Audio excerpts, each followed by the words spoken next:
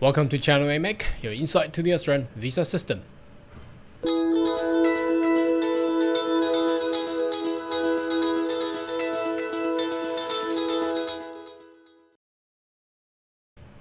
Good day everyone, my name is Carl Young, your online YouTube visa consultant. Are you interested about migrate to Australia? Why don't you consider to subscribe to my channel and turn on a little bell on side, so once we have all the updates and news, you'll be the first one getting all the insight. Now this morning we've received an email. Interestingly, let's have a look. It's about Victoria. So if you are in Melbourne, or perhaps you wanted to migrate to Melbourne, Victoria, this is for you and under the Business Innovation stream. So it's a business investment visa, and interestingly, it only opens for 188A. So the 5 million 188C and 188B is not ready yet.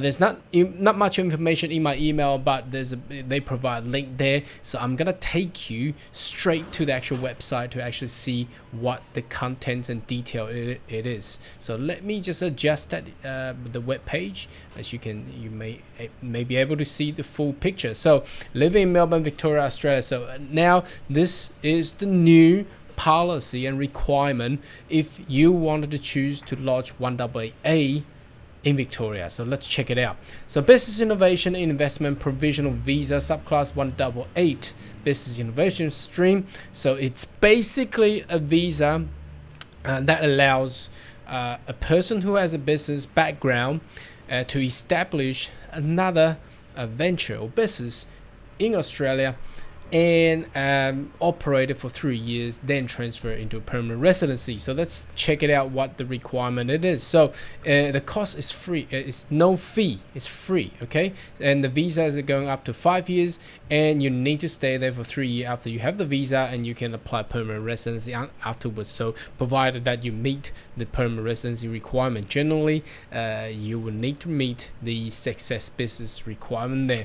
And the processing time is 12 weeks. Is somehow quite long. It's actually 3 months just taking for the state of Victoria to actually digest all the information. Now let's check it out, what's the reason it's taking so long. So who can apply? Now you got to be under 55 and you have English language proficiency of a vocational English that's equivalent to IELTS 5. Now bear in mind, the federal government does not require English criteria for the business innovation visa, but Victoria actually wants you to have that criteria there, and it has to be, you have to be in the STEM qualification or an MBA or relevant business history in the target sector. So we'll take you to review again what are those target sectors, and you need to have an innovative business proposal. Now that's gonna be a little bit hard. We need to dig into more detail of what they mean innovative. It cannot be an established or existing business model, can it? Let's take a look. And you need to meet the 65 points, commit to meet the requirement for permanent residency, and the Department Immigration's detail. How to apply now? It's generally you put in the EOI and then you put in apply. EOI is for the skill select immigration system, and then to apply Victorian Business Innovation Stream nomination, you must make an experience of interest in skill select, prepare evidence support application, review your support information, and submit a nomination application via again, that's another portal. It's just like the ROI that you do for the skill visa, but for business investment type of visa, I strongly suggest that do not DIY. You know, this is just too complicated. Best to find a professional agent, lawyers, or perhaps you want to see services from us. No problem. You need to find somebody out. Otherwise, I've seen so many people they try to DIY. Although there are people succeeded through DIY, but you got to see the ratio of the failure rate is actually very high. Skill and business migration program will assess your application, will email you information, and you must respond in 2 weeks, and we aim to finalize in 3 months or 12 weeks. Once you're nominated, then you have 60 days to lodge for the visa. What you need, we take that detail into another so let's go into the target sector again. Now, I've done this review for the skill migrations, and today 1AA has opened, so I'm gonna take you into the detail here. Now, this page provides information on the business history, legibility criteria for business innovation. So if you have not completed a bachelor degree or higher in the STEM field or have an MBA, you must have at least 3 years of the experiences in operating business in the following target sector. So meaning that they will pick people who have the STEM qualification in the priority. If not, they will pick someone who is in MBA. If not, then you need to prove that you have at least 3 years of work business experience in the target sector that we are seeing below. Okay, so obviously health, medical, research, and life science. So that's all the medical and life science. Okay, and digital will be covering IT, ICT, things like that, all these software programs, agri-food, so that's about food productions and food research and development sectors and things like that. Advanced manufacturing, again, if you have experiences in advanced manufacturing, you probably would do a GTI rather than do this, but anyway, they're there for you, and there's new energy, so that's all the green energy and things like that. So if you're not in these fields, and if you do not have 3 years work experience, unfortunately, not work experience, business experience, unfortunately, you will not be able to be qualified under the Victoria's 1AA's criteria. Now, getting to the more detail here, let's take a look. Now, that basically is a repeat of what we just said. Eligibility, again, now let's go through this. You must be under 55, okay? You can provide a waiver unless you have an exceptional innovative business proposal. Now that's very hard. In the lifetime of my practice, I haven't never seen one. Okay, English, you must have vocational English. You need to prove that you complete a course or taught English took 3 years in tertiary, or you're being schooling in Singapore, Hong Kong, South Africa, New Zealand, or you provide a test, IELTS test. Now, qualification wise, at least a bachelor degree in STEM field. So STEM basically stands for, just bear in mind, Victoria's definition for STEM, it has double M at the end. I'm not too sure why they do that, but wouldn't medicine be included in science as well? Anyhow, so science, technology, engineering, mathematics, and medicine. So that basically covers all the medical, high tech, these scientific people, or you provide an graduation and completion certificate of Master of Business Admin. If you do not have either of this, you need to have relevant business history. So relevant business history needs to be at least 3 years in the target sector that we have just talked about. Now you need to meet that 65 points and your business requirement. Let's have a look. This is the proposal, the detail. Now, if you meet the prerequisites that we just talked about, you will need to submit a proposal of whatever the business that you wanted to establish in Victoria, Melbourne, and that must be showing this. Okay, your business proposal must show innovative and job creation. You must show that proposed business will contribute to Victoria economy through innovation and job creation. Okay, if you don't meet this minimum requirement, you may be refused. Now, so job requirement is pretty easy, understandable. What about innovation? Let's take a look. Innovation, you must, okay, now let's move that a little bit over. You must demonstrate that proposal that your business will contribute to innovation in Victoria through innovation in either product or process. Now that is actually very hard. So for example, a traditional 1AA previously, in the past, they probably just start a business or purchase an existing business. Now, I think they are leaving those type of category for 491 SBO. Now, 1AA looks like they want something more innovative. Okay, so something that hasn't been done before, or has to be related to technology enhancement or applications. So traditional trades, for example, exports, things like that, don't think that will meet the Victoria requirement anymore. Okay, because there used to be a lot of people going to Victoria, and they export wines, they export, you know, all the Australian goods. Traditionally, you'll be accepted in the past.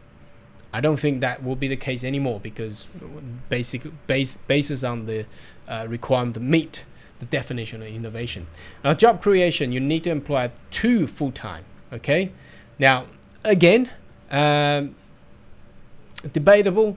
How do you start business and start having 2 full-time and it's innovative? You got to really think about it, and it has to fit into those. Remember, we need to fit into those target sector. Now, obviously, if you start a medical research, yeah, that's not bad. But look, the cost of medical research will be very high, and digital agri-food.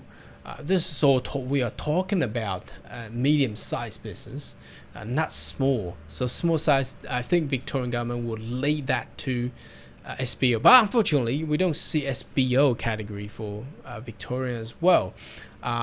So let's see what happens. Okay, business requirement and exemption. You could be exempt for job creation if you're eligible business turnover at least 1 million per year for 2 years before you apply permanent residency. Oh, good. Okay.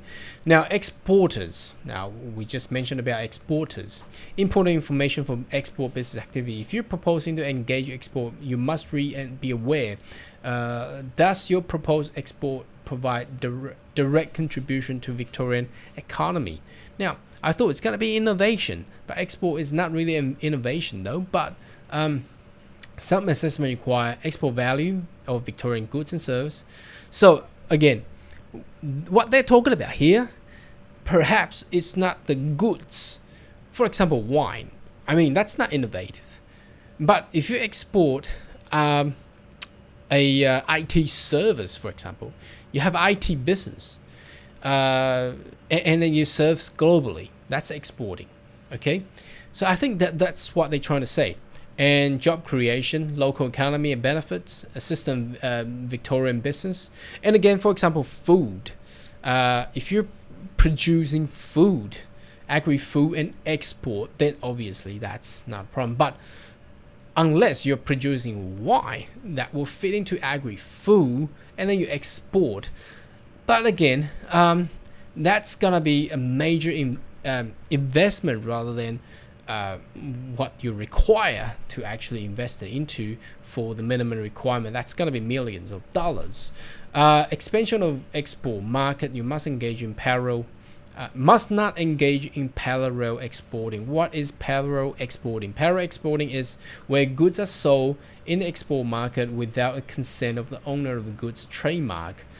You must demonstrate that you have not engaged in parallel exporting. Okay, so again, what it basically meant is that you sold into the market without consent of owner's goods trade. That means you are buying some goods off the shelf, because obviously buying off the shelf, you don't need the consent from the trademark. Because, for example, you go to Woolies or supermarket, you buy it off the shelf, and they export them. So that cannot be accepted. You have to contact the trademark owner. So if you're buying whatever the supplements or whatever it is, you have to go direct from the factory. So parallel exporting is not available anymore. How do you demonstrate I have not engaged in parallel? Okay, so you need the official agreement trademark from the owner authorized. That's basically what I just said. You need to get direct consent from the owner of the goods, okay, owner of the inventor, owner of the service. What is example? So Victorian business migrant purchase wine from a wine supplier or wholesaler and bring purchased have existing official export channel into relevant countries. So again, you need to go direct from the vineyard, not from the wholesaler. Okay, so that cannot be accepted. Your nomination obligation. Okay, there are several type of languages that you can see. Commitments. You need to be there.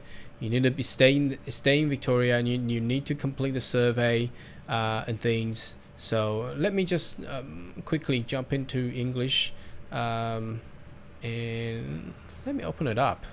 It's actually in doc file. We'll take you there later. A requirement for permanent residents.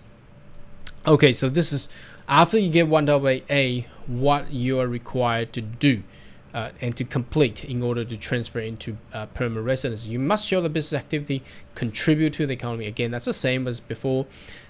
Innovation, you must demonstrate a proposal of what you had proposed, and you actually got it done. Okay, and you have created jobs and change your business activities. So that's actually not much of asking there. If you have change, you need to seek advice from the government. They need to approve that. Type of business that will not be accepted include property development. Now, not too many people doing it. Gift stores, convenience store, cafe restaurants. Unfortunately, again, these are generally not really innovative at all. You just purchase from the existing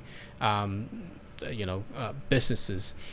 You gotta live there and work in Victoria, maintain contact, comply with the obligation survey and things that need more time to fulfill, so you can extend. And basically that's what it is for the whole the whole of the updated new 1AA under the government of Victoria. So what is your thought? Do you think it's good? Do you think that's getting it easier or harder to actually migrate under the business innovation stream in Victoria? Leave a comment right down below, and I see you next video. Goodbye.